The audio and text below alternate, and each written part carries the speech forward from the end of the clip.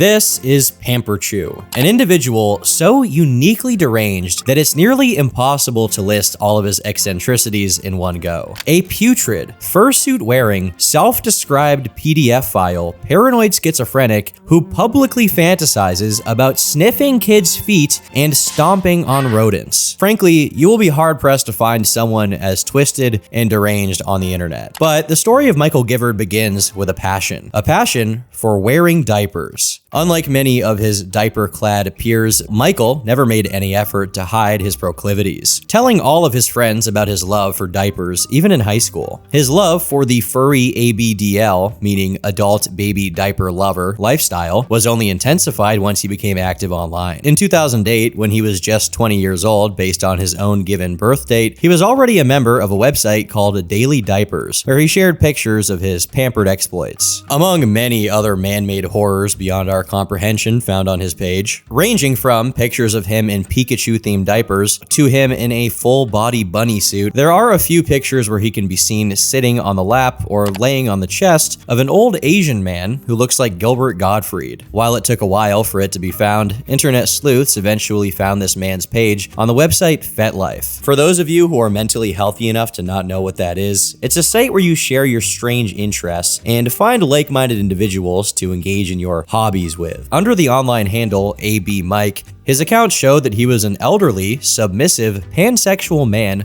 looking for college-aged guys who are slim, boyish, and looking to be babied. In his bio, he says, "I'm addicted to boyish charm and played daddy to some sincere, sweet, and adorable college-aged ABs and baby furs. I'm a longtime infantilist. I'm not seeking casual intercourse or itching to try something new. I get turned off by adult movies. I grew up in a macho and prejudiced household. I had a crappy childhood. For every action, there was a reaction. Cartoons and comics reinforced my infantile teen baby desires. They also planted seeds of fantasies involving machine control, forced regression, being bound, and helpless." Now, as weird of a bio as this is on its own, it's not as disturbing as his actual list, which includes items such as in your diaper for daddy, ankles and wrists bound while I'm in a high chair, humping him while he's in a diaper, and showing my diaper waddle while in a onesie.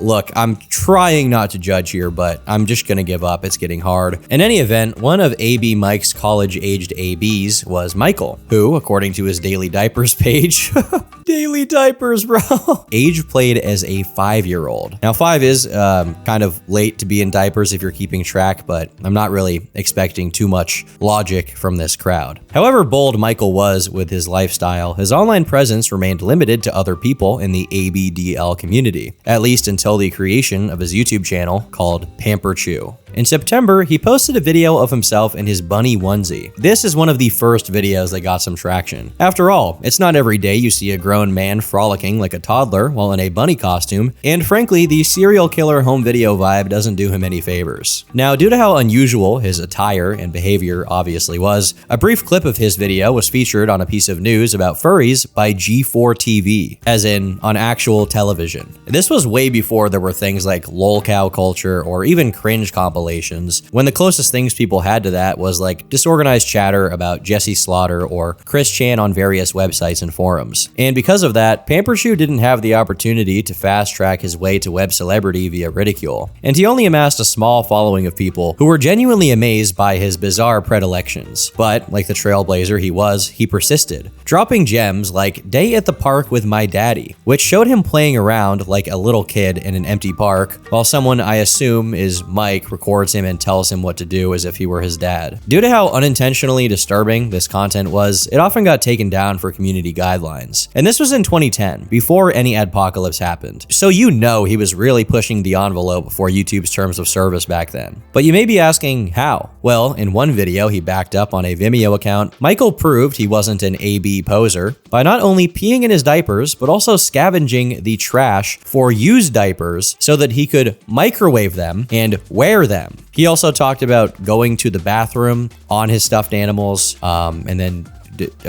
doing things with the stuffed animals, and also secretly wearing diapers in public, which is somehow the least disturbing thing in this list. Now, a good portion of this video is just spent on Michael pontificating on the joys of having his private parts come into contact with real excrement from a dumpster. I would be getting concerned about the health implications of doing this, but then again, if you're doing this, I think getting a UTI is the least of your concerns. As he posted more wonderful pictures of him engaging in some AB action, one stood out among the others. Michael in some kind of hazmat suit with blue latex gloves on. As it turns out, this was just one out of a set of photos of Michael at his workplace. While it's a mystery where exactly he worked, in the description of one of his videos from a couple of years later, he claimed to work as an acoustic engineer at a sound company. It's pretty unlikely he was lying about this, since long before that, he already had dozens of videos up on his channel where he showed the antique electronics he recovered and fixed, and it was extremely clear he had in-depth knowledge of them. It's only fitting for an adult baby furry, or whatever, who's obsessed with electronics to work with acoustics, seeing as he's probably acoustic himself. It's also worth noting that his knack for recovering ancient electronic stuff and his passion for wearing used diapers began to dovetail, as in a set of forum posts, he revealed that the microwave he used to heat them up, them being the diapers, is a radar range from 1971, which happens to be featured on the official Wikipedia page for the microwave oven. What a collectible item to own, were it not for the loaded diaper inside of it. By the way, in these same posts, all of his fellow ABDLs were warning users against going dumpster diving for loaded diapers, to which Michael said, "I have saved wet diapers from dumpsters for over 10 years and I've never been sick. I love the smell of old diapers and love getting them for free out of the garbage. You can microwave them really hot and kill off any bacteria and germs, then let them cool down before wearing them, or you will burn yourself. If someone wants to play with used diapers, they should be able to without everyone telling them how dangerous or gross it is. I know it can make you sick, but you know what? I've never gotten sick from it." You know you're going too far when other furries who like to wear diapers are telling you that you're gross. It's really strange because most of the electronics he repaired are so old that the parts for them aren't even produced anymore, meaning you have to be particularly smart and creative to get them working again. Yet somehow all of that intellect doesn't translate over to, I don't know, not wearing wet diapers. It's really jarring how his channel would interchangeably upload videos about vintage cell phones and his 8-inch floppy, the storage device, not the other thing,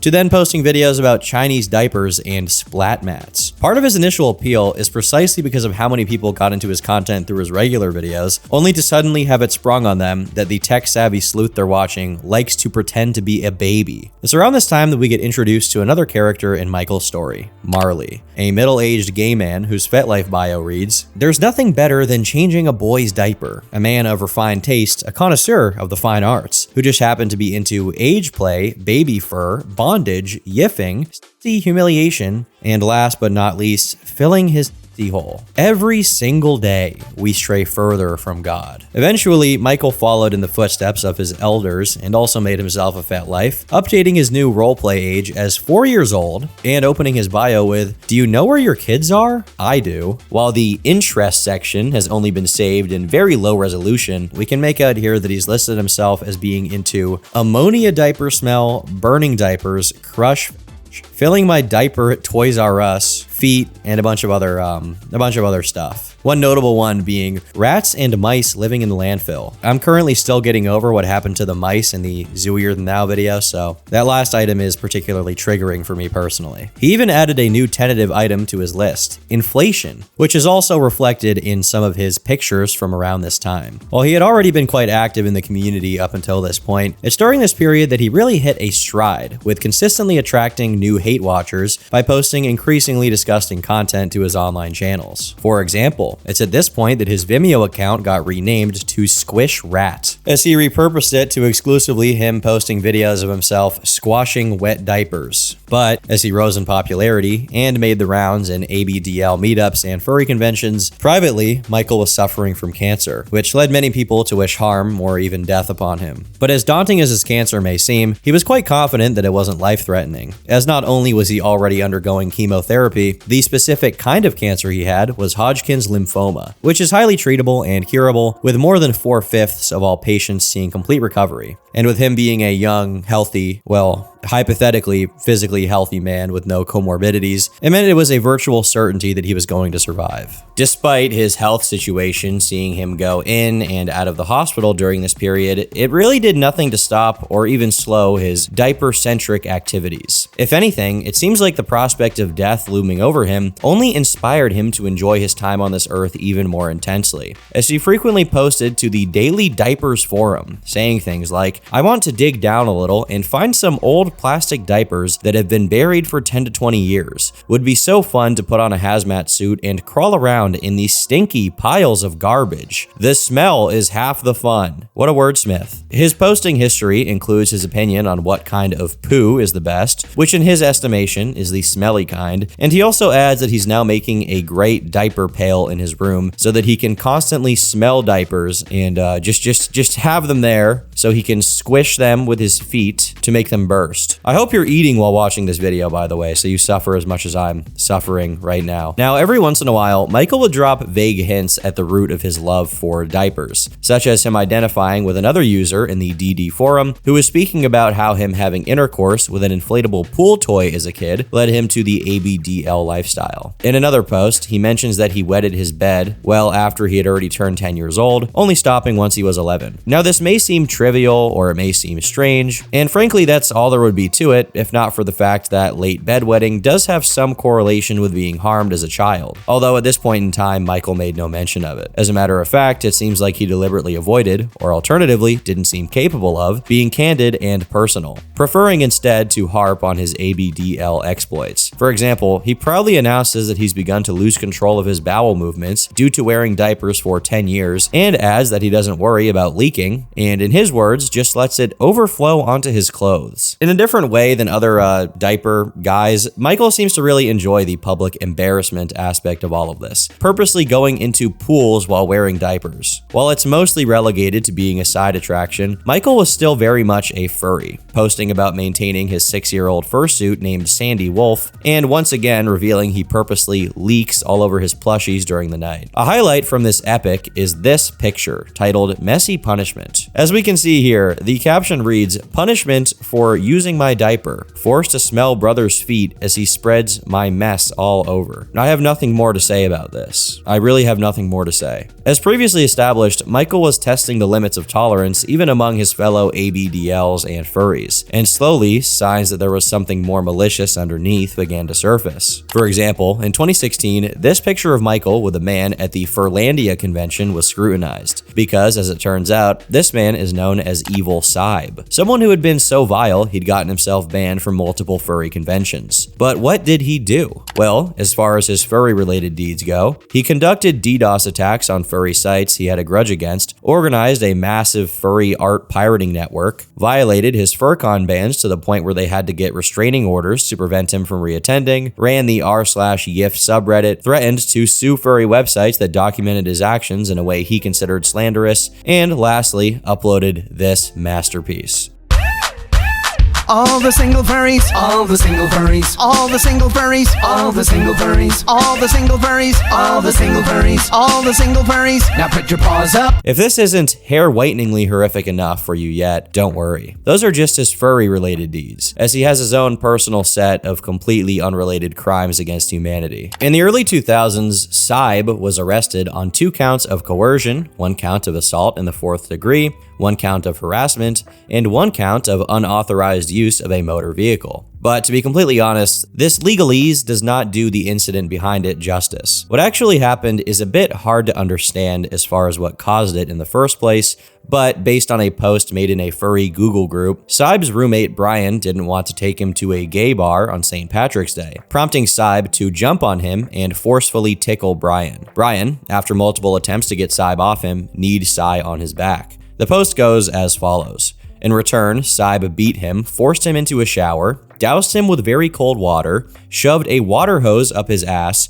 dragged him out, made him stand at attention like a drill sergeant, then put him on the ground, pissed on him, and then tried to poop on him. And then there's a note that reads, Saib has this thing about doing that to people without warning, since he thinks everyone is his personal litter box. He then threatened to beat him some more if he didn't give over his PIN number for his ATM card, broke bottles all over the guy's apartment to keep him from escaping, and took his car keys, and then told him that if he called the cops, he would make Brian disappear. Now, it's not included in this specific post, but along with the PIN number, Saib took Brian's car keys and stole his car. According to the post, Saib and his friends went on to claim that all of this was somehow done in self-defense, or alternatively, that this was payback for Brian making Saib his sex slave. The poster adds that Saib was lucky that a sexual assault charge wasn't included because apparently Saib had a history with that kind of thing, as there were 4 other police reports on him, 3 of them regarding rape, and one of them from a father reporting that Saib apparently engaged with his daughter inappropriately. Unfortunately for the safety of all people in the Western civilization, he somehow got off with 3 years of probation. It's not mentioned in the post describing the incident itself, but in the case records, the confiscation of a shotgun is also mentioned, although I'm not sure if that means it was used in the incident or if it's just a firearm that Saib lost the right to possess due to his crimes. Unsurprisingly, this slap on the wrist did nothing to curb Saib's behavior, and despite one of the probation requirements being that Saib didn't contact Brian, he apparently continued to harass him online, although it's uncertain if this had any consequences. After his probation period ended, he went right back to doing the same things. In 2011, he was arrested for misconduct, endangering the welfare of a minor, reckless endangerment,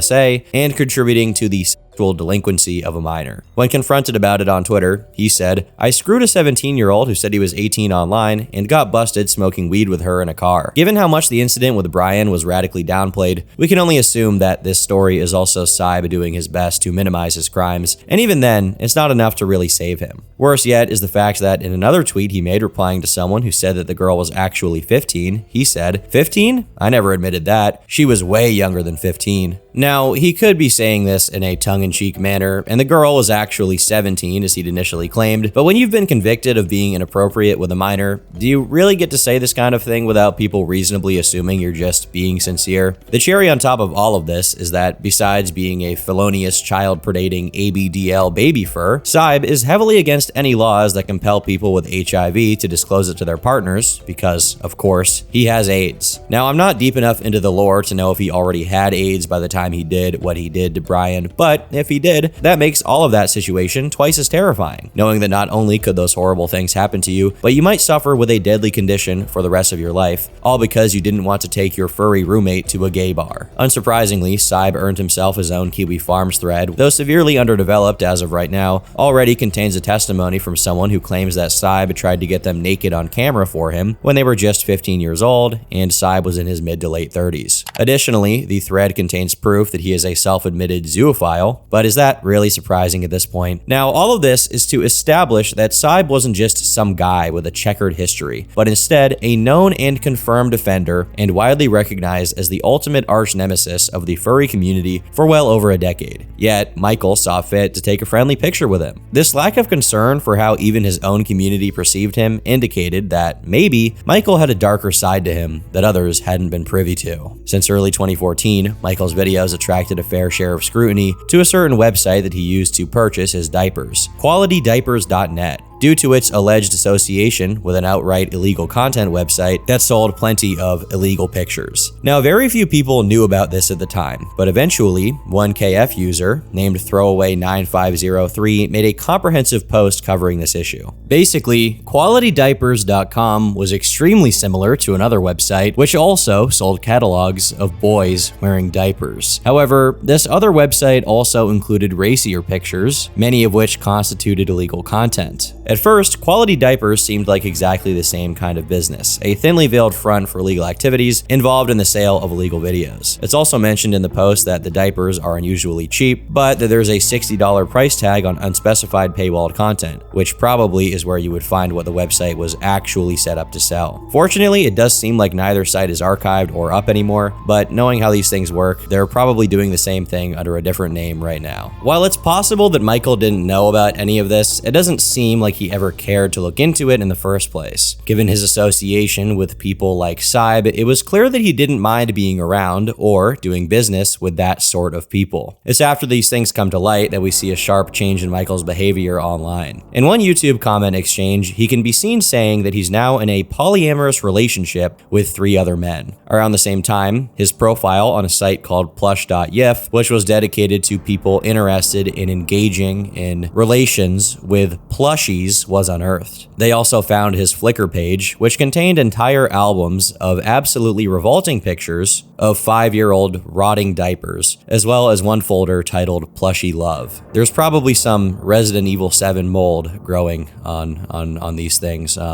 I feel like we need some kind of government intervention. I know Trump is president now.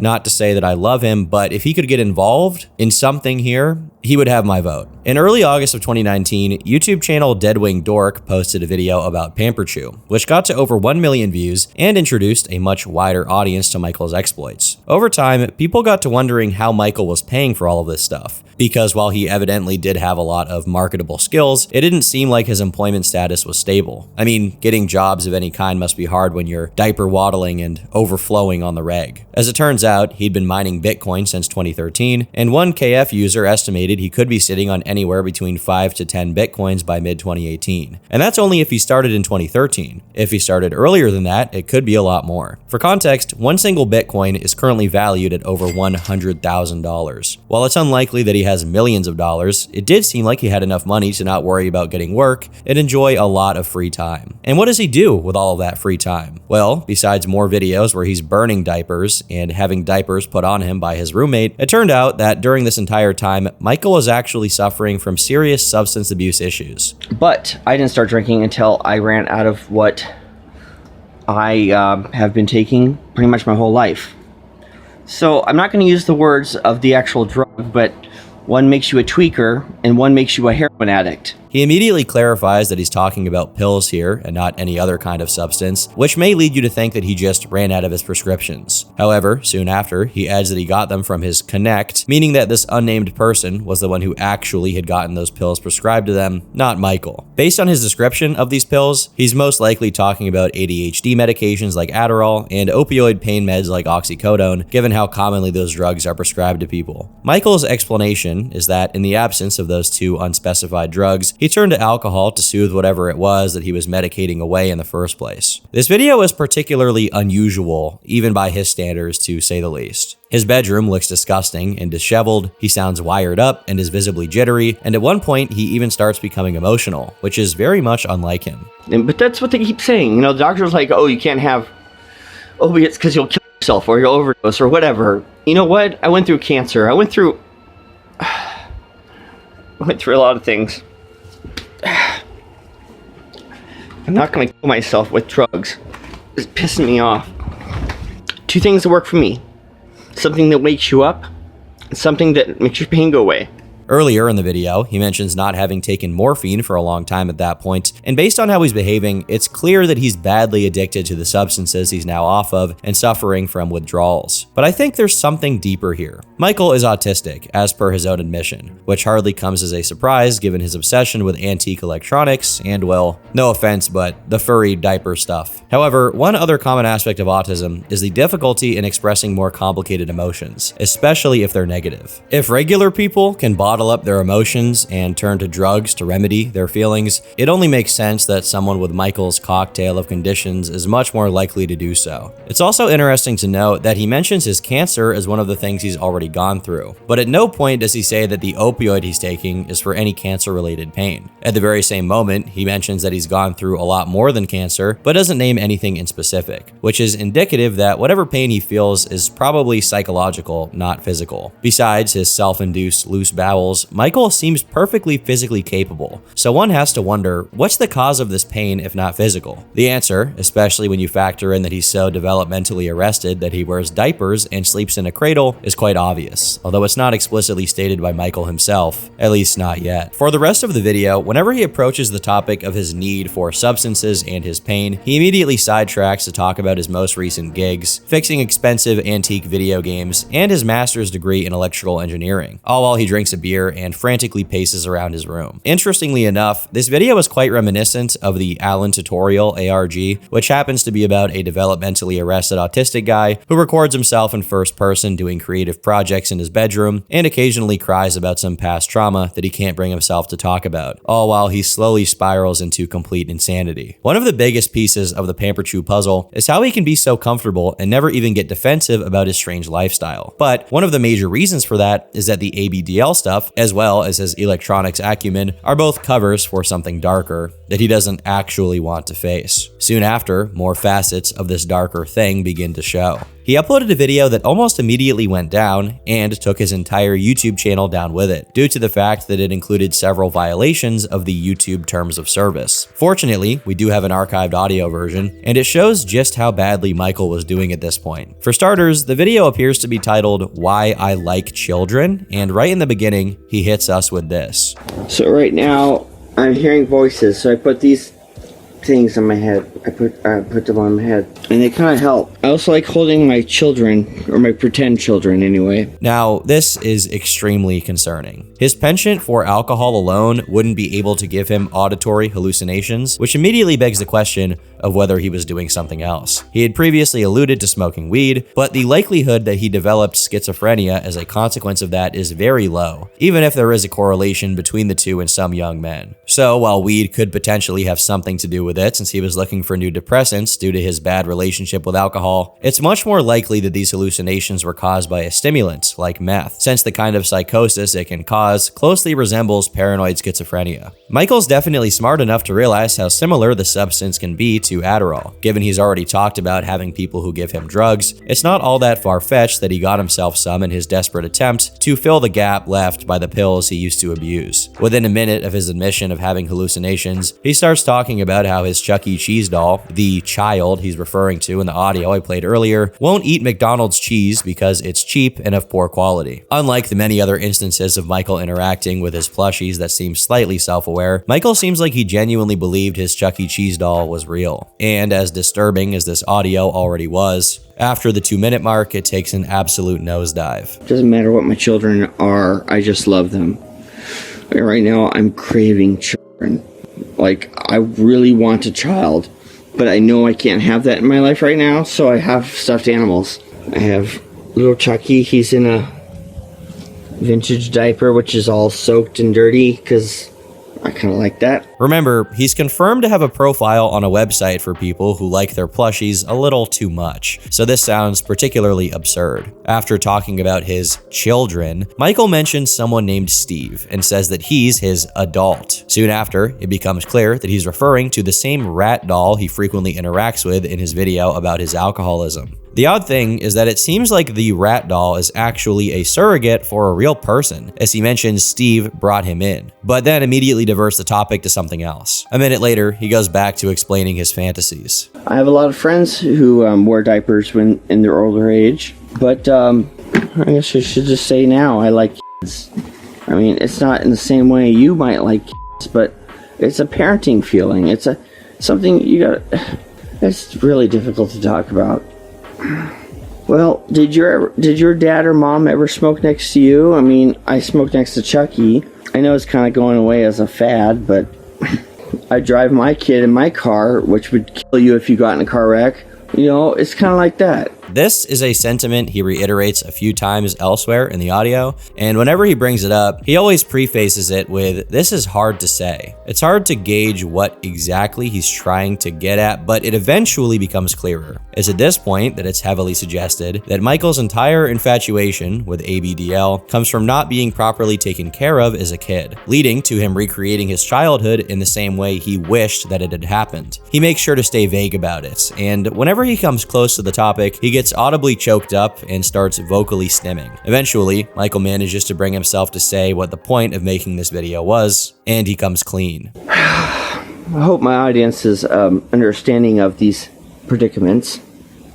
I've been watching Martha Speaks, by the way. You already know the word I'm talking about, but I'm one of those, and I would never hurt a child. I would never have sex with a child. No, I'm a different type of one of those. I won't ever hurt a child in my life. Never.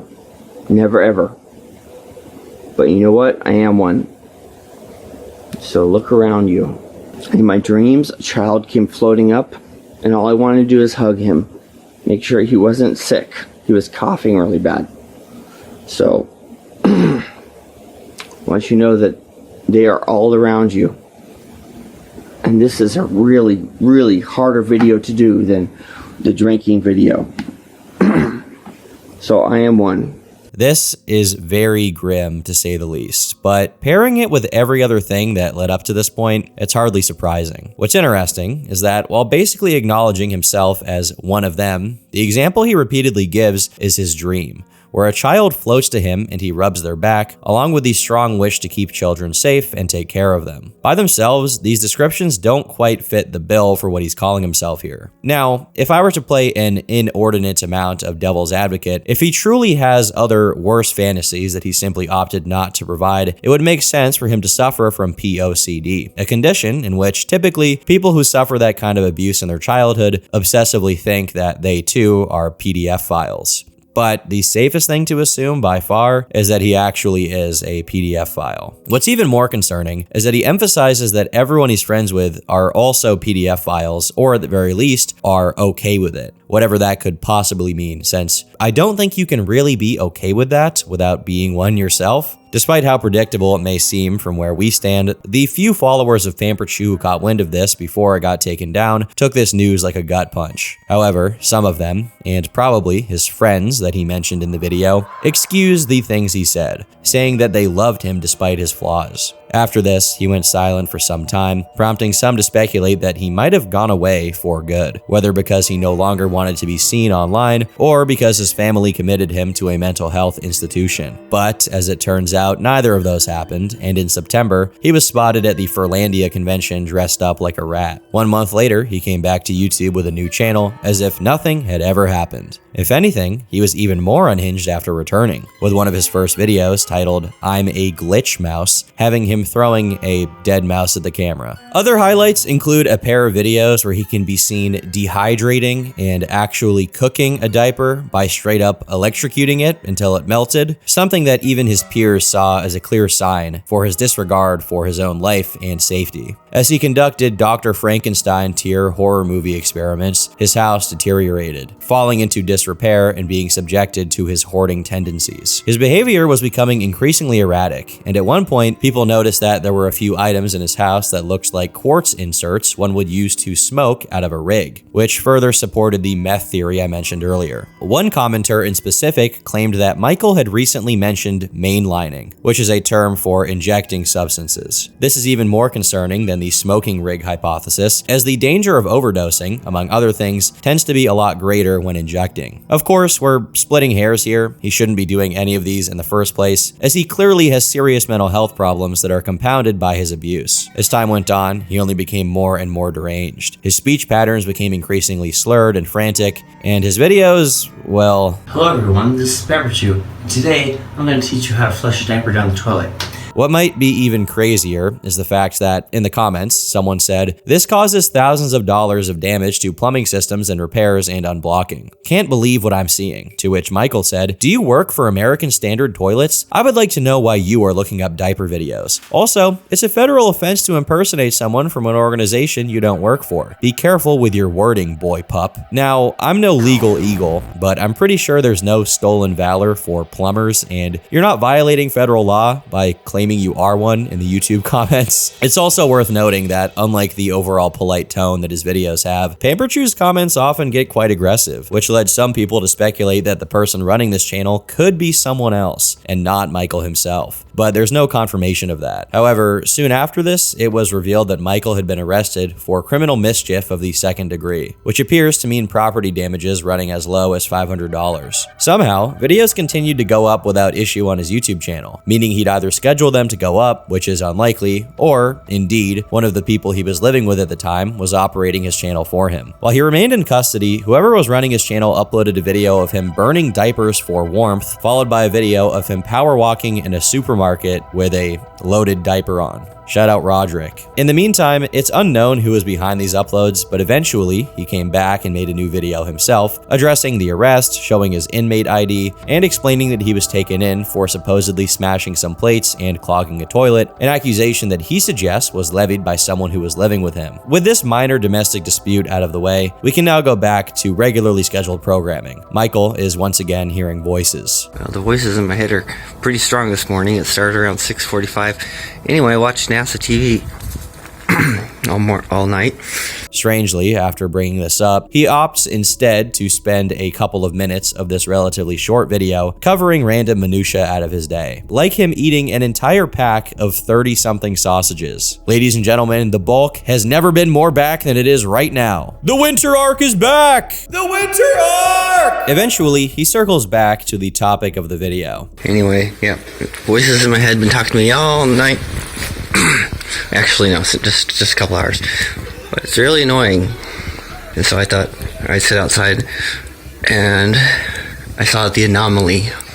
It's just the first time I've seen it in the morning. Again, after mentioning it, he changes the subject and this time never comes back. Interestingly, he never mentions what the voices are saying or even who the voices are, as he deliberately obfuscates and avoids elaborating on what he's going through. Just as the frequency of his auditory hallucinations was increasing and his mental health was seemingly declining, Michael announced that he was moving out to a different place, presumably because of the issues he was having with his previous roommates. Despite this announcement being paired with the title New Beginnings, it seemed like not that much had changed, since he continued to enjoy the fragrant aroma of burning diapers in his fireplace. In a spat he had with someone in the comments about this habit of his, he randomly dropped the fun fact that he had once been fisted, which is actually surprising to learn here because he listed himself as asexual on his FetLife, so not sure what that's about, but it did happen. It turned out that Michael had actually moved back in with his parents, which all in all is probably better than him living alone. Between the freaky people he surrounds himself with, and the people he engages in illicit activities with, and the screwed up electrical inventions he puts together, it's probably good for him to share his living space with people who presumably can rein him in and ensure he doesn't blow the house up. In not so good news, he was now living with a dog, who I'm dearly hoping he wasn't doing anything to. Meanwhile, the speculation as to what drugs he was on continued to evolve, as now some people were suggesting that instead of doing a stimulant or a depressant, he was actually doing both at the same time. This is commonly referred to by some people as speedballing, which here would be a mixture of meth and heroin, which, although yielding a very strong effect, is also extremely dangerous. Finally, in mid-April, a strange edited video went up on the Pamperchu channel that revealed the other person who was helping Michael out with his videos, Rebel Foxxy. Apparently, there were 2 other videos in which the connection was explained,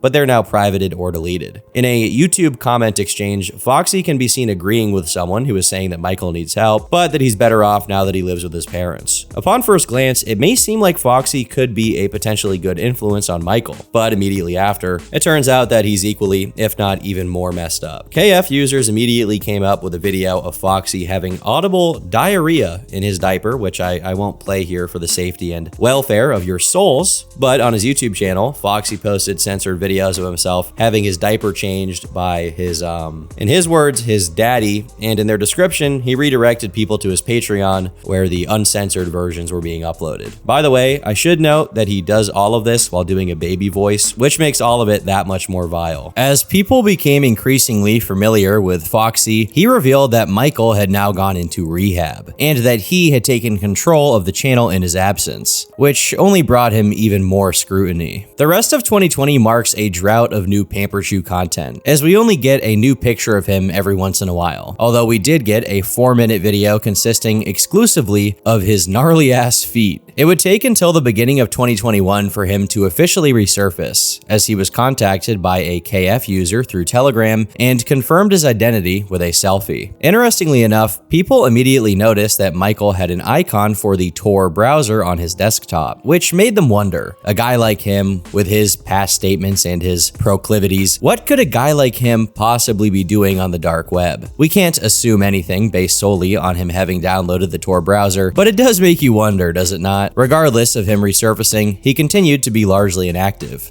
prompting the users following his story to retrace their steps and explore different angles of his past. For example, one user recalled that in a video Michael recorded during Halloween at his mom's house, he mentioned that his mom was also into age play and age regression. Somehow, this topic never came up again, but if that was really the case, then this poor guy might have been doomed from the start. While his Pamperchu official channel was pretty inactive, he continued to occasionally upload to a side channel called Pamperchu Squeak, where he announced he was now hoarding a discontinued brand of talcum powder that apparently gave women ovarian cancer. For a guy who had previously struggled with cancer, he's oddly optimistic about covering his entire body in cancer powder. It's also around this time that he updated updated his fet life to include that he was now in a relationship with 2 guys named Snuggy and Marley. Now, I already covered Marley earlier, but Snuggy is a fellow adult baby diaper lover in his late 30s who identified himself as being brother of Pamperchu. However, what's really noteworthy here is that in Snuggy's latest activity on FetLife, he can be seen responding to a thread made by one Daddy Inky, someone who is also a part of the Pamperchu extended universe. At this point in time, very little is known about Inky, but we'll come back to him later when his relevance to Michael's story becomes clearer. Amidst Michael's shrouded whereabouts, he randomly got featured in an article about gas availability in the US. I wonder if the guy who posted this knew what he was doing, or if he just stumbled across that picture of Michael pumping gas and decided to go with it for no reason. One KF user who was frequently communicating directly with Michael through Telegram started giving the forum updates on things he said. Besides a few small reveals, such as Michael having once spent over $2,000 on a pair of diaper bags, early August marked the drop of yet another massive bombshell, an 8-minute audio of him talking in depth about pedophilia. He begins by relaying a conversation that he had with his friend Avery. And that night, the first day, I was sitting in the garage in the gallery and on a couch with him, and so I said, Avery, are you a pedophile too? And he goes, oh, yeah, I guess so. But then, a year goes by and he goes, no, I hate that. I'm not into that. Ugh. Because of this exchange, he's not sure if he somehow pressured Avery into making that admission, but he speculates about it anyway. He really does not like to talk about it, but he might be. Of course I am. I'm open about it. I'm very good at talking about all of it. And for some reason, every friend I meet, I go, are you a pedophile? I'm a pedophile. Are you one too? And they go, yeah. After this, he goes on to say that while PDF file isn't his preferred term for what he considers himself to be, he decided to call himself that anyway to repurpose the word. However, the conversation quickly drifts into a dark direction as he starts talking about how there's no age of consent in some parts of the world. And at that point, any semblance of vagueness completely leaves the picture. What do I want? I want a bunch of little running around so I can feed them and change diapers and with them at night. And if they're like preteens, yeah, of course I'd be okay with, experimenting with them. I'm not gonna, not like that. But that's what children should have. Instead of the sex ed they have at public school, oh my god, that's a disgrace. I don't see why not. Why can't a 12-year-old that's been cuddling with me all of his life why can't we each other experiment such as when kids do it with each other? As far as anyone who still somehow followed him and wasn't a creep themselves was concerned, this was the ultimate death of his reputation. As far as anyone who still followed him and wasn't a creep themselves was concerned, this was the ultimate death of his reputation and his definite transition from lol cow to horror cow. For context, Michael is a 33-year-old drug-addicted man who hears voices saying that experimenting with preteens would be better than sex ed. What's worse is that he follows that up with this. I'm a safe space. I'm a safe adult. I do not tell on kids. I do not tattle on kids, I should say. Whenever it's ever happened to me, I just keep it our little secret.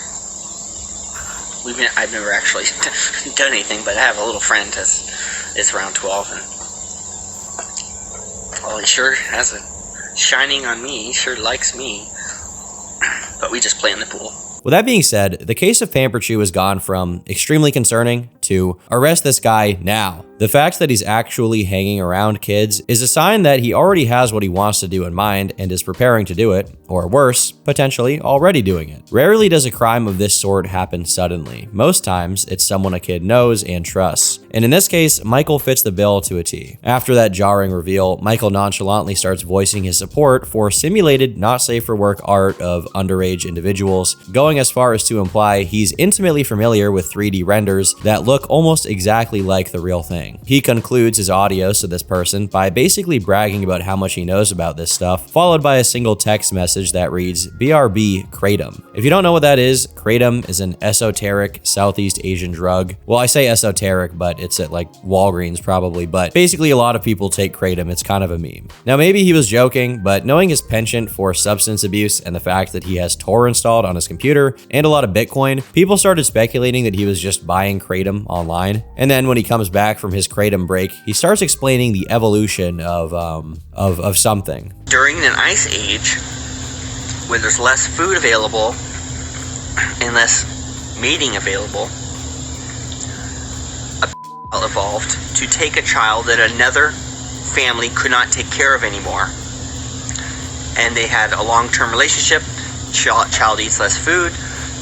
You can have all you want, and there's no babies, so you have a long-term relationship without having babies. I don't have the slightest idea where he got this from, but it sounds like a case of a lot of extremely wishful thinking coming from a completely deranged freak looking to justify his deviance. With this much absurdity, you'd think that would be all, but as it turns out, he was just getting started. In other Telegram messages that soon followed after, Michael can be seen defending incest between siblings and cousins. He reveals he accidentally ran over his phone while drunk driving. He talks about how his favorite drug is meth, which he believed more people should try as it's actually beneficial, and then talks about how he got back on Adderall, which he claimed to pop all day, every day, with no intention of ever getting sober. Based on the things relayed to the forum, his family never cared to see what Michael was going through. So even if they did have some idea of his depravity, they never did anything about it. But more important than his narcotic exploits is that among his many messages to his Kiwi Farms emissary, there was this revelation that when he was a kid, he was apparently abused by his stepbrother. Despite how long people had speculated that he suffered from some kind of childhood trauma that led to the way he was, the confirmation that this had indeed happened came in a very nonchalant and unceremonious way. In the same post, the user refers to a disturbing audio, and later on, that audio came out. I've always wanted to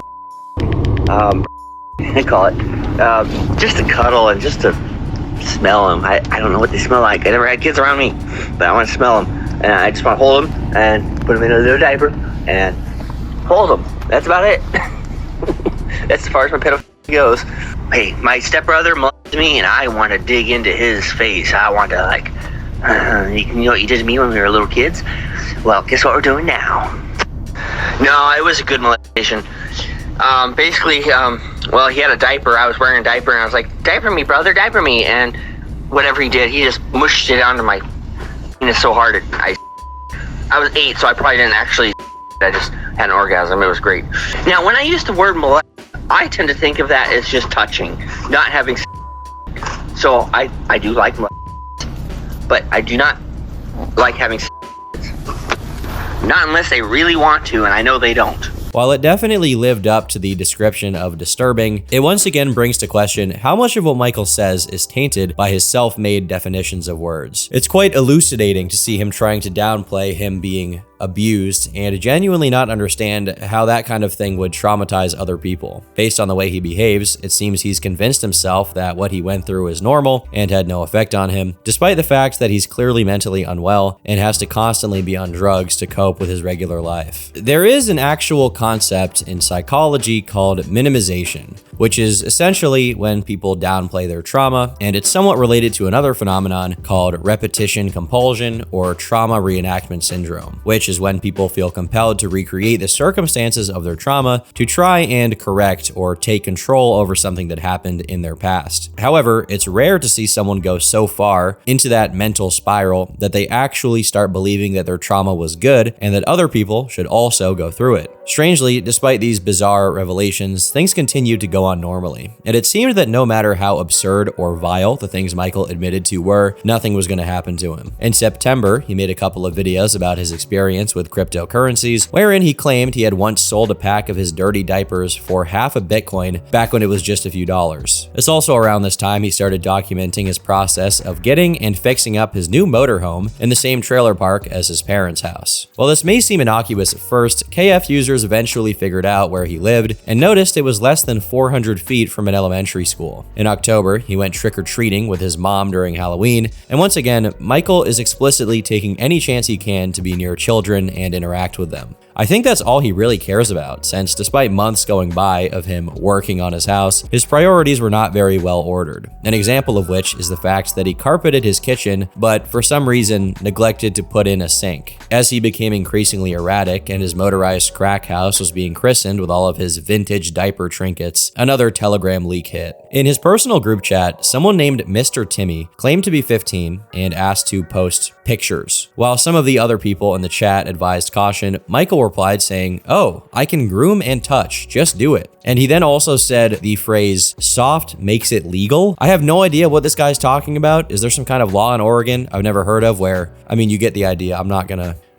I don't know what's wrong with him. What kind of Saul Goodman loophole bullshit is this? But for the first time, it looks like there might actually be consequences to this guy's actions, because in April of 2022, a user named Anonymous posted to KF saying, "I believe he's in jail, or something has happened to this disturbing person we call Pamperchu." In the middle of February this year, I found his Telegram and baited conversations with him where he outed himself, detailing crimes such as dating 14-year-old boys and paying the neighborhood children to do yard work and to allow him to touch them. I collected these messages as well as other details over time, and then the Holy Grail came when Pamperchu posted a video of fan mail he got, fully doxing himself at his new house. I sent all the evidence I acquired to the authorities in his local area, as well as a child safety task force tip line. I never told him my intentions and made him think I was just a fan and interested in why he is the way he is. Anyways, 3 days after the tip I made, he's no longer been on Telegram. No new videos on his channel on YouTube, so maybe he finally got busted? Hopefully, the children get justice and Michael gets some help. Eventually, this user made an update, changing his stance on Michael's online absence, considering that he might be being investigated, but not yet arrested. In the same post, he provides screenshots of his Telegram conversations where Michael admits to the claims that he goes around his neighborhood paying kids to work on his yard. A couple of months later, Michael finally re-emerged, claiming his absence was due to him having lost his phone. While he clearly wasn't arrested or in trouble with the law yet, it seems that his health was being consumed by his own lifestyle. His videos are punctuated with slight references to ongoing paranoid hallucinations of there being government transmitters planted into his house, as well as haphazard and senseless episodes of aggression, signs of dehydration, and even some short-term memory loss. He can still put himself together enough to continue reviewing antique electronics and diapers, but even during his quote-unquote normal videos, he can't help but keep saying insane things. Thinking about getting a kid next year. So, at least I got shoes ready, And then the government's been spying on me again. Yeah, I think it's the FBI or the feds or whatever. They installed this and they thought I wouldn't notice. But these are little antennas. And they go into my wall switch, so I don't know. I think they've been spying on me. I mean, I had the CPS. Nope, nothing there. I had the CPS show up. Child Protective Services. I said, nope. No kids here. Only the Chuck E. Cheese. But I'll get some kids here pretty soon. Hopefully. Enjoy my feet. In another video, to celebrate the 4th of July, he sets off insecticide foggers inside his own house and lobs some baby powder around. He claims that these aren't bad to inhale, but his behavior signals otherwise.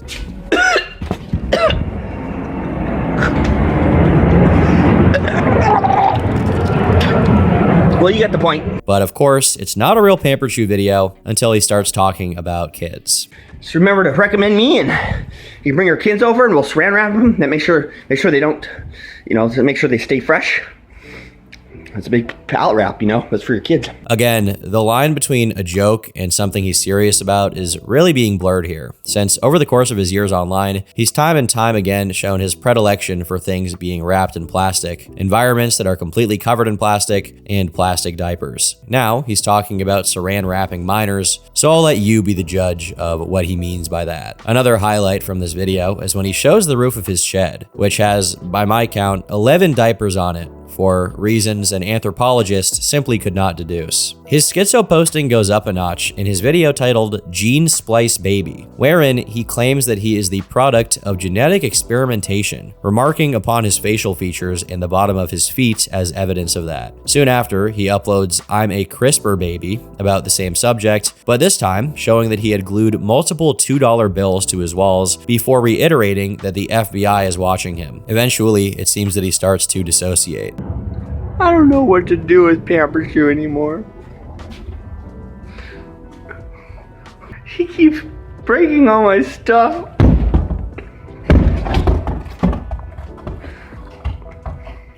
I don't know what to do with him anymore. Let's try it. That's a piece of government aluminum. That's government plastic.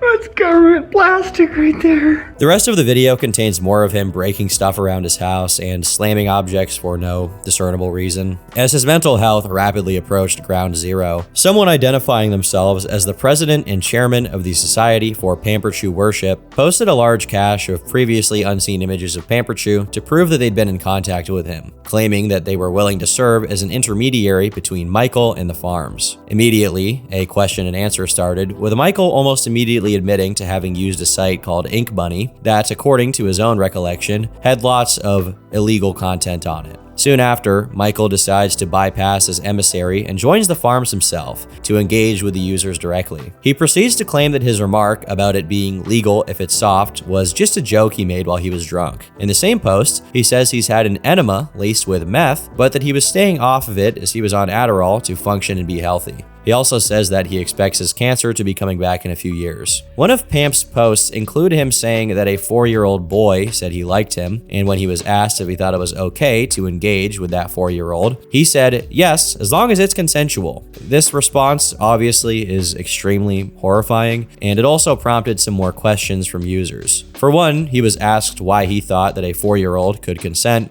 and in response, he said that when he was 4, he was able to. Once again, this is another sign that he's rewritten the narrative of his own trauma in his head to make it something else instead of what it is. Horrifying trauma that made him the way that he is. A couple of days after his initial Q&A, Michael opted to get on a chat with KF members, in which he made a variety of statements ranging from interesting to downright horrifying. He claimed he had close to $250,000 worth of art and hadn't used a computer in 6 years, which is bizarre coming from someone as terminally online as he is, although he might be speaking out of his drug-addled insanity and had a homebrew definition of what constituted a computer. He eventually mentioned he held on to a backup of another diaper website, like the ones I mentioned earlier in the video, that sold catalogs of illegal content. However, this time, he also mentioned the owner of the website by name. Deeker, spelled D-E-E-K-E-R. While Deeker's sick legacy is mostly wiped from the internet, one single archive snapshot of his Encyclopedia Dramatica page has survived, where we can find descriptions of his activity that date all the way back to when websites like Something Awful were still mainstream. Here's one of his quotes. I remember as far back as age 3 that I loved my diapers. I distinctly remember having erections every time I looked down at my diapers. Deeker's miscreants includes identifying as an 8-year-old boy, hosting hundreds of extremely lengthy PDF file fantasy stories, outright advocating for girls to abuse their younger brothers, and a whole other collection of disgusting things, including, like I said earlier, running a website that contained what was tantamount to not safe for work images of children, which ultimately led to his arrest. His Encyclopedia Dramatica article includes the news report on it, which reads, a man known as Diaper Boy has been arrested in White City after he again showed a diaper he was wearing to children. Despite a long history of showing the diaper to children, recent attempts to charge him criminally have been frustrated because he does not expose himself. The 31-year-old man was arrested Thursday after he showed his diaper and passed out pictures of adults and children wearing diapers from a website. The man has been arrested and booked about 5 times prior. Court records show he was charged in 2008 with 11 counts of misdemeanor lewdness involving a child and holiday, but those charges were later dismissed. He registered as a sex offender after pleading guilty to similar charges in 1999 and 2000. The fact that Michael frequented this guy's website is a true sign of how these people streamline minors into their vile interests. When the conversation veered toward his early life, Michael nonchalantly admitted that he was regularly in contact with adult ABDLs when he was just 15 years old, and that even back then, he already identified as or knew that he was a PDF file. He claimed that he was forthcoming about this, even to CPS agents that went to his house, blatantly admitting it to them, but that after looking around his house and not finding anything illegal, they just left. When asked if he was racist, he said he wouldn't buy a black child at an auction, but he didn't hate all black people per se, just that he'd rather buy a Mexican instead. Lastly, he commented on his substance abuse, saying that he stuck to Adderall and Kratom after the Silk Road went down and he could no longer get his other stuff. But he did mention that he got to try Pure Fent twice. After these chat logs were dumped to his thread, people scrubbed through Deeker's old website, where many degenerate individuals doxed their own names, location, and email addresses. In response to this being brought up, Michael says, that website is what I found as a young teen. And I met local people, and we had fun. Little old me, 18-year-old me, meeting the older guys. Many are still friends, now getting into their 70s. One time, this ABDL mother and stepdad let their 1-year-old baby and a 7-year-old kid to the party, and I got to play chess with the 7-year-old in the other room. But they abused him and I didn't like it. The mom and stepdad both would wear diapers and bang each other with the 1-year-old in the room, but the 7-year-old boy couldn't have any diapers, so it made me sad. I was given all his sippy cups and bottles. It makes me so mad still today that they did that. I was 18 at the time and new to meeting people, but nowadays if I see that happen, I will kick ass and call CPS. What made me more sad was that they let the boy hug all the other people and he was saving me for last, and when it was my turn, they pulled him away and went home next door. We are all pedos, but come on, we spent a fun night playing chess and I don't get a hug? Never saw him again. After this horrific story, which may or may not be true, about some kind of ABDL meeting, Michael closes it off by expressing his hope that he can spend time with kids in his house. But while this marks the last noteworthy activity of him in the thread, a brief little sideshow took place that didn't have to do with Michael himself. A post lamenting Michael's remark about a 4-year-old liking him was negatively reacted to by someone named Anonymouse. This person has already been talked about in my DSP video, as he was one of DSP's moderators who turned on him and leaked all of these secret mod chat logs to Kiwi Farms. The thing is, Anonymouse happened to also be a furry ABDL who followed and engaged with multiple zoophile accounts on Twitter, including one that belonged to a minor. He also had tons of not safe for work art in his Twitter likes that fell into categories like baby fur or cub, both of which are just absolutely foul, disgusting, horrible. Nuclear bomb. Now, maybe all of this has something to do with Anonymouse being upset at a different user calling Michael a PDF file. In August, Michael returned to the farms, and just like last time, a slew of new disturbing statements were made. To start off, early on in the conversation, he begins talking about being a firearms enthusiast and having friends who share this interest, followed by a cryptic mention that these friends are the kind that go into the forest and then go missing. If this wasn't ominous enough, he immediately adds that all the people he's killed so far was their fault. While it's possible that this is the kind of awkward joke he likes to make, no one actually has any idea what he's talking about here. Once this subject went nowhere, he started talking about having worked for Intel and Google, going as far as to say he was hired by YouTube as an ethical hacker to find patches. I'm not savvy with this topic, so I won't comment on how possibly true this could be, but given there's no evidence of this, and this also being the height of his paranoid schizophrenia, I'll let you be the judge of if he worked for Google and YouTube as an ethical hacker. But what is interesting is that during his supposed time working for YouTube, he said that he investigated CP from 2015 to 2016, but that he never did anything under his desk. After bragging about how ethical of a creep he was and how kids would always be safe with him, he immediately curtails it by saying that he would occasionally take a bath with them and cuddle. Part of his reasoning for his confidence that he wouldn't hurt kids is that he's not interested in any kind of intercourse, punctuating that with an admission to only having it once in his life. In 2010's edition of the Furlandia convention, with the mysterious Steve Weiland, who he later claims reverse him, I was in a fursuit laying on my back and he shoved his butt on me and made me do it. Steve forced me in a fun way. Geez, I hate talking about it. Paired with this jarring story, Michael claims Steve made him a gene splice baby. But like usual, whenever getting too deep into a personal topic, he would make a radical subject change. Although this time, he managed to find something equally eerie to talk about. My cancer was probably from when I did some government work when I was 5 years old with other kids. Long story that you wouldn't understand or believe. I was in a tunnel and there were some glowing tubes, kind of green. He showed me what x-rays looks like on a tube, then we went back to the tunnel and he and 2 kids smashed 3 of the jars on the ground. Me and my grandpa started running out of the tunnel like I was told. I felt this wave go through my body 3 times. We ran faster and then closed the door like I was told to, got in the truck and drove fast away from the place. It was fun. Me and my grandpa went home and our neighborhood was evacuated for a day or 2. Cool government people came by to measure us and we felt better after a day. Rubber hazmat suits with click counters. This was intentional, with his friend that worked with my family in the government. I felt a moon rock when I was 6. I didn't care much about it at the time. I remember the land that had hundreds of tunnel doors, all neatly arranged. Gravel on top and a cutting of trees. I didn't understand how special it was at the time. My name, Pamperchu Gifford, is also on the Mars rover. After saying all of these bizarre things about these things things that supposedly took place during his childhood, which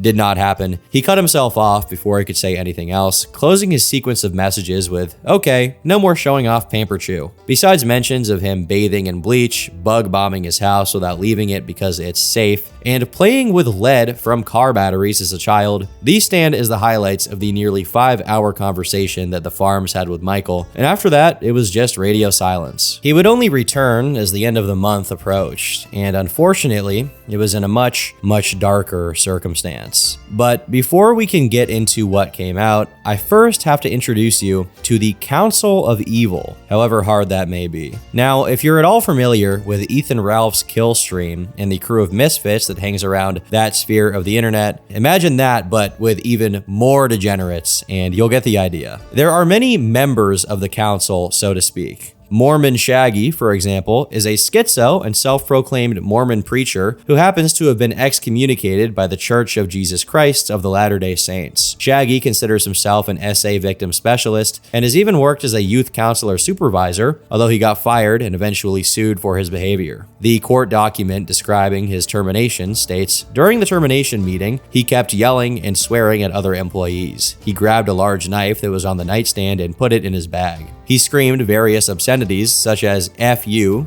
fat bitch. I knew from the moment I saw you, you were a pig and a..." As you can see, a real stand-up guy, if ever there was one. This is just one guy out of many, but if I was going to get into every single one, it would take a little bit too much time. So, for the sake of brevity, we'll focus on the members that matter to Michael's story. DJ Axel, the leader of the Council of Evil, is classified as a Norwegian, neat, gay, furry, quote-unquote ironic PDF file, who was unknowingly recorded having a conversation with someone named Cinder, who suggested bringing Pamperchu, and someone else named Shaunus into the call. The Farms provide an extra layer of context, claiming that Cinder is a baby fur who's been in the psych ward multiple times, and Shaunus is a baby fur who works at a kid's school. Eventually, Michael starts talking, and within minutes, they get into the topic of his former associate who designed diapers, but was also selling pictures of kids wearing them. But of course, this comes as no shock to anyone else in the call, who are seemingly okay with that kind of behavior. Although I should note that Michael says this associate did something he shouldn't do. A few minutes later, Axel begins begging for Pamperchu to record himself using the bathroom, but fortunately for the sake of humanity, Michael refuses this one time. After a couple more discussions about diapers and intercourse and stuff, Michael cracks a joke, if we can call it that, about getting off to CP, but he immediately qualifies it, saying this. Looking at kids' feet, like if I'm watching kids' feet, because it makes me happy to watch. Is that child? No, not really, but it's doing the same thing. So I love kids' feet and kids in diapers. As Michael briefly leaves his keyboard, Axel talks about cooking and eating rotten chicken meat. After Michael comes back, he begins talking about using the same encryption the FBI uses, and goes on to reveal he keeps a flash drive of his in a safe to prevent certain data of his from being found, adding that he believes in treating CP and Bitcoin in the same way as far as protecting it from being found by others. A few moments later, they're all talking about buying a life-size child doll for $1,500, followed by Michael once again going over his employment history, this time adding that Google fired him once they found out he was a child predator. The conversation gets even more grim as Michael confesses to getting a VR headset and a computer to run it just so that he could interact with kids on VR chat, followed by him bragging about how many kids he gets to interact with regularly in real life. Yeah, he's the only one that really, he's old enough to know that I like kids, and I can tell he likes adults because he hangs out with lots of like the adult men in the park. So to make matters worse, he was getting kids to unwittingly take part in his strange interests, filling diapers up with water and other stuff. The other people in the call were clearly egging on Michael, to which he somewhat resisted, but eventually went along with it, talking about getting himself a basement so that he could bring kids there. Afterwards, he mentions his wish of finding PDF file parents that he could hang out with, followed by this horrific exchange. How much money would you buy my kid from me? For how much money? Is it a boy or girl? How old? What Boy. sex? Race? How's his brain 1 function? year old. White? Is he autistic? No. I see. You Well, preferred if he was autistic? can I rent him for a week? No, you have to What buy will you him. do to him in that week? It's like test driving a car. Yeah, but you can. What It's a would you do to 1-year-old. them? You can mold their brain. How much would you buy a child for? Oh, at most, $10,000. If that wasn't bad enough, the other people on the call continued to ask Michael questions about this hypothetical, and eventually something came out that he clearly didn't intend to say. Would you give the child some drugs? Would Drugs you give a does he need? 2-year-old math? Well, I had it at 4, but no, 2 is a little young for that. I just know I did it back then. How do you know? Just some memories. I'm starting to load up, and the people I knew, and they gave me a glass of water, and the water had meth in it. And, yeah. And is that the uncle which touched you? Is that the person who touched you who gave you the methamphetamine? Actually, yeah, I'm not. Isn't he? Yeah, he is. I can't remember exactly who gave me the water, the drink of water. Yeah, it was the guy who touched you. Yeah, but he must have gave it to me after he, because if he gave it to me first, then I wouldn't be able to get hard. After a long time of him only ever admitting that a situation with his stepbrother had happened, this was, at least to my knowledge, the first time he ever directly acknowledged that an adult, someone significantly older, had done something to him in his childhood. And even here, he sounds pretty coy and resistant to the idea. But in keeping with the Pamperchu brand, Michael didn't respond to these leaks or acknowledge them in any way, proceeding to instead upload a variety of bizarre videos to his channel, such as "I'm going to eat my children," in which he dances and sniffs his roommate's feet, and "Clean your toilet," in which he doesn't seem to be cleaning any toilets. Disappointing clickbait. As his insanity spiked up once again, Michael somehow found his way to the Kiwi Farms Telegram channel, and apparently Telegram just gets him in a flow state where he can't keep his intrusive thoughts in anymore. After verifying his identity by providing an unforeseen picture of himself with his Chuck E. Cheese doll and a picture of his toes, he proceeds to send audio message after audio message, doing nothing but incriminating himself and revealing how much of a perverted individual he was. Not that that ship hadn't already sailed by this point, but he just keeps going. He starts off with a disturbing anti-monkey rant. I hate monkeys, and I want to kill an animal. Well, I don't know if you guys are the Gorg people, but someone's gonna come over here, hopefully, and we can take apart an animal together. I'll keep it clean. I don't care if it gets on the carpet or the walls. Given his familiarity with obscure sites, the dark web, and Telegram, it's probably a safe bet that he's in a few monkey hate groups himself, given how much he has in common with those people. But that's not all, as he continues to share his plans for animals.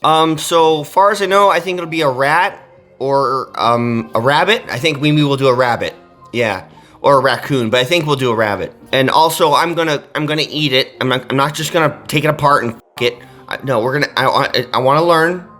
I have never done it before, but I really like that stuff. And then I'll probably cook the meat and eat it for dinner. So we're gonna have dinner together. I like hitting squirrels with my car. There's a lot of them on the island, but when you get a thump underneath your tire, it's always satisfying. If you've never done it before, I don't know, but I like the thump, the squish, squish, squish, squish. I crush and squish. I got to see rats get squished and shot and smacked with a shovel. I mean, I've done that. If he wasn't on his path to becoming a serial killer yet, he certainly is now, as this is typically how actual criminals lead up to what they eventually do, by starting with small animals like rodents. He's considered the matter so thoroughly that he actually revealed the legal standards for animal cruelty in his state. No, you can't do that in Washington because a horse f***ed a woman and killed her. But no, Oregon's still legal. It's fine. And we keep it tame. Immediately after, he starts talking about his other thoughts, this time on children. Rape sucks. But I like children. Yeah, I mean, I'm not a bad pedophile. I just like children. I mean, I like to cuddle up with them or, hang out with them and do stuff, feed them, things like that. I'm not like a rapper or anything. No, I would never At best, I might them off if they wanted to do it with me. I mean, they can do it themselves or we can do it side by side, I'll show them the fursuit head and stuff. But no, I'm not going to be mean. Or that's not mean, but I won't do anything inappropriate. That's what I should say. Oh, no, that's just a fantasy. Just because I'm a doesn't mean I'm going to do that in real life, okay? I just don't expect me to be a bad person. What I mean is I don't want to I can just play with their feet if they don't mind. But They have that on Telegram too. You can look at kids' feet all the time. This was also another bizarre mention of Steve again in an extremely incriminating context. Yeah, we're all I'm not. I haven't. Okay, well, I haven't seen Steve in a minute though. But yeah, he always gets new boys running through his house. So for when it was, oh yeah, feet, yummy. Oh, those are mine. Yeah, so I learned to do meth with Steve, and we would both go to our own offices and play with diapers on our own. I was in jail, but it was for breaking dishes, which I didn't break. Steve was throwing dishes around the house, and I got kicked out. Anyway, I lived with him for 10 years. But he's a good boyfriend. He still loves me. He says I love you now. It takes many years to really feel love, and I have that with Steve. Apparently, discussing Steve made him start reminiscing on his substance abuse as well. Meth is awesome, you guys. I mean, I like to snort a line and put on some baby diapers and just squish around in my baby diapers for hours and days and days. And then after I get done with baby diapers, I like to play with electronics. Oh, I just like diapers. I love children too, so like I mix the two together. And what do you end up with? Stinky feet. I did finally got to try crack recently, but it didn't do a damn thing. So I don't know if it was real or not, but I've done cocaine when I worked at Lamb Research, but I like meth. Perhaps equally concerning as what he just said is his reveal of yet another one of his hobbies. I've been building since I was a kid. I don't want to hurt people, just so you know. But my dad liked the sound it made.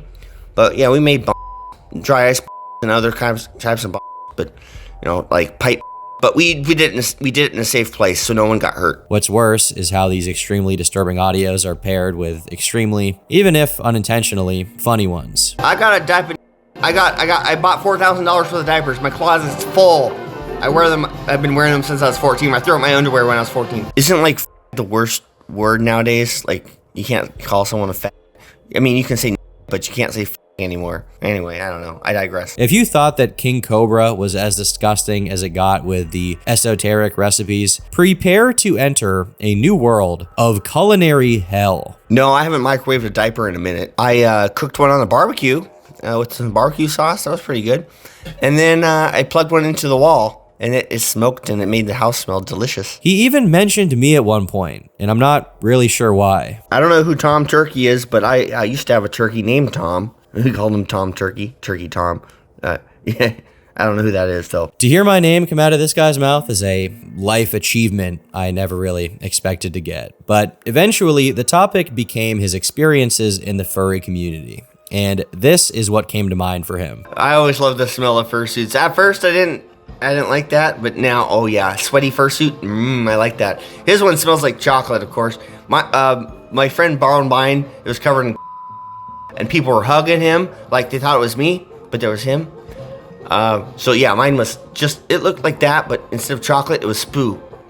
And people really like that. For whatever reason, this was followed by conversations about his standards. Well, some children are cute and some are ugly. Sometimes they look like a monkey. But I love my little black cousin. He's cute. He's fun to hang out with and play with. After expounding on his specific fantasies, Michael once again seemed to slip and say much more than he intended to when he began retelling 2 real-life incidents he had with minors. As a consequence of these disgusting audios, the moderators muted Michael permanently, putting an end to his rampage, and soon after, he left the Telegram chats he was in. But then, he came back. Okay, I'm up for breakfast.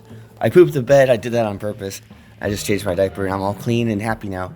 The sun's shining so beautiful this morning, so I opened all the windows. However, once Steve came back up again, even darker things came to light. So we signed a contract 30 years ago that he had to take care of me for 10 years or whatever. I can't go on and on about it, but I've known him for 30 years. He's 68 now. I met him when I was a toddler. He went off in the back of my Camaro. I remember getting back in the car with Steve. Now I can say this. It's been 30 years.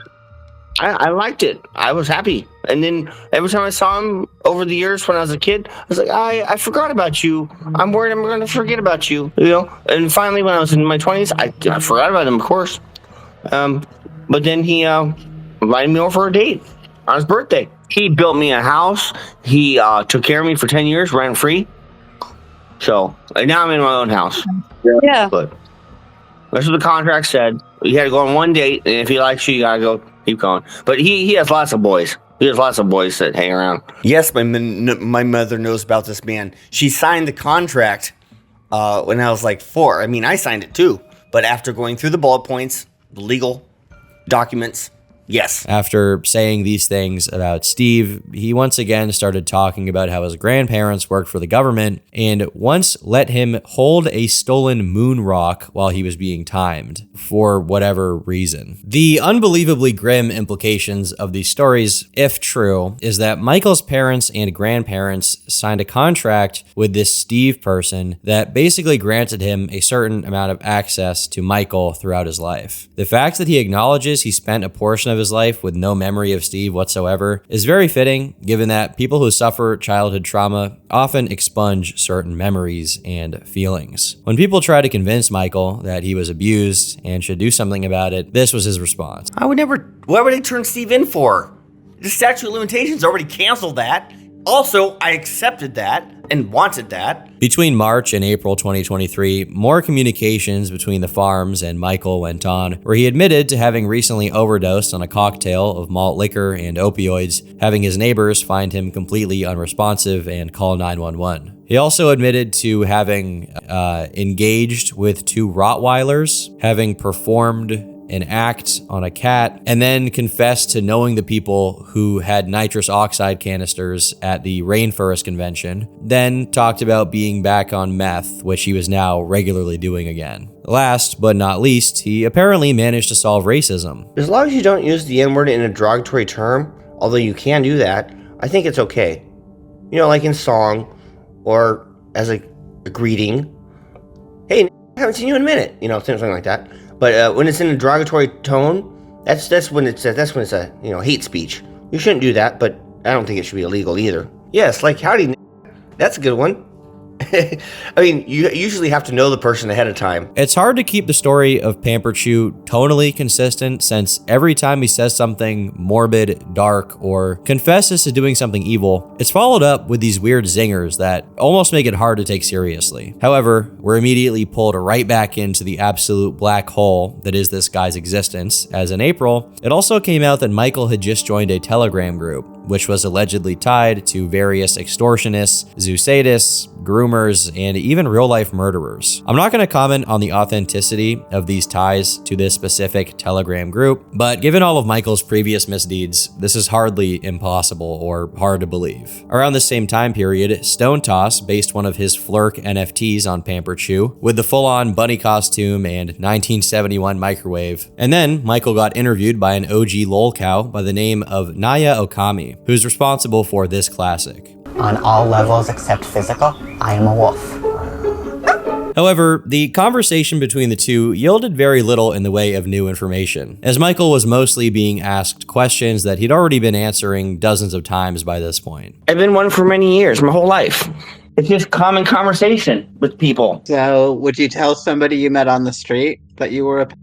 Yeah, I have. It never ceases to amaze me how little Michael cares about saying this stuff. This is like a retarded version of the interrogation scene from The Dark Knight or something. Like, why did you say that? Why did you feel the need to tell someone that? Why? After supposedly announcing he'd be buying a real life-size doll of a kid, developments finally slowed to a halt, leading some people to feel that Michael was coming to the end of his arc, having exhausted everything he could possibly do. But in early May 2023, another bombshell hit as a KF sleuth by the name of Weather posted a full rundown on the person who could very well be Steve, Mr. Paul Freeman, also known as Daddy Inky, which was a name we saw pop up on one of Michael's boyfriends a lot earlier in the story. For starters, his age was a match for the person Michael was describing, an ABDL furry man in his late 60s to early 70s who had known him for a very long time. Apparently, this Inky person had forum posts dating back to 2005 where he was complaining that his wife was no longer allowing him to change his kids' diapers because he was getting aroused during it. While I haven't been able to find that, the KF post provided screenshots of his FetLife account where he actually suggested love maps by Dr. Money as a great book to read in order to understand the ABDL lifestyle. For context, Dr. Money was a self-proclaimed sexologist who in the late 60s advised the parents of a young boy who had underwent a botched circumcision to perform a sex reassignment surgery on him and raise him as a girl. When the boy was 6 years old, John Money showed him, along with his twin sibling, adult movies and had the two brothers perform what they saw on each other, even taking a photograph of it at one point. After years of regularly performed inspections, the boy was told the truth by his parents and immediately detransitioned, taking on the name of David. Years later, both brothers took their own life, one via overdose on antidepressant medication, the other via sawed-off shotgun. The fact that Dr. Money is cited as fundamental reading material is